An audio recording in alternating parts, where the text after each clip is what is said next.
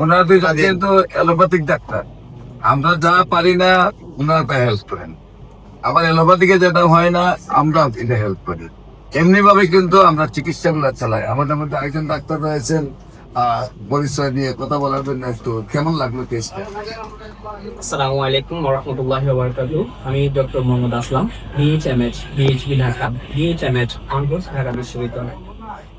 আসলে হোমিওপ্যাথি জগতে যে মাধ্যম থেকেই আমি উঠে আসি, হোমিওপ্যাথির আজকের এই জগতে এই পরিস্থিতিতে এসে আমি বলবো আমি হোমিওপ্যাথি ডক্টর হিসেবে একটা সময় আমরা সবাই ভীত ছিলাম যে আদৌ কি ক্যান্সার ভালো হবে, আদৌ কি এটা হয়, বিভিন্ন প্রশ্ন আমাদের মনে থাকে। আমরা যারা ডাক্তার আছি তাদের মনেও থাকে, যারা সাধারণ রোগী আছি তাদের মনে আমাদের এই প্রশ্ন থাকে আদৌ কি ক্যান্সার ভালো হবে।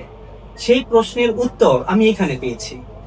এখানে আল্লাহর রহমতে আমি দীর্ঘদিন যাবত কর্মরত আছি এবং আমার কাছে একটা জিনিস ভালো লাগে যে প্রত্যেকটা রোগী যখন এসে তার নিজের কষ্টগুলো আমাকে বলে, আমরা স্যার এবং আমরা সবাই মিলে যখন প্রেসক্রাইব করি, রোগীটা আলহামদুলিল্লাহ 2 মাস 3 মাসে যখন রোগীটা সম্পূর্ণ সুস্থ হয়, আমি মনে করি এজ এ ডক্টর হিসাবে আমি সার্থক। আমি মনে করি এজ এ হোমিওপ্যাথি ডক্টর হিসাবে আমার স্যার সার্থক। এজ এ ক্যান্সার গবেষক হিসাবে আমরা সার্থক।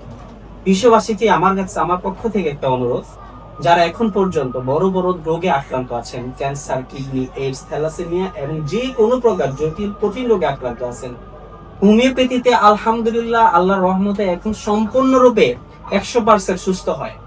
আপনারা আসুন, আমাদের অফিস ভিজিট করুন, আমাদেরকে পর্যবেক্ষণ করুন এবং চিকিৎসা সেবা নিন। আমরা সকলে মিলে চাই ক্যান্সার মুক্ত বিশ্ব গড়তে। আপনাদের সবার সাহায্য কামনায় আমি শেষ করছি। আসসালামু আলাইকুম।